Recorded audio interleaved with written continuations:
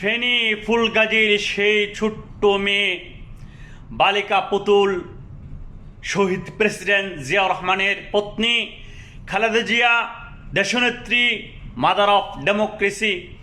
মেয়েরাও যে পারে এটা দেখিয়ে দিয়েছেন, সারা বিশ্বকে তাক লাগিয়ে দিয়েছেন।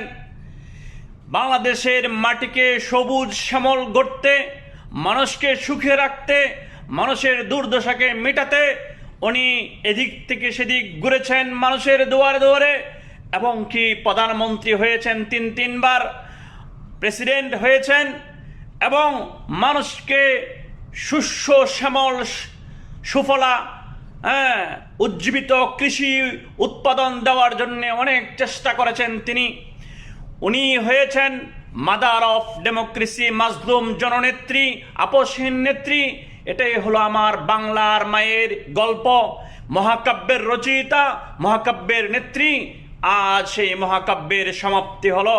সকলেই দোয়া করুন, ইন্না লিল্লাহি ওয়া ইন্না ইলাইহি রাজিউন, তুম্মা ইলাইনা তুরজাউন।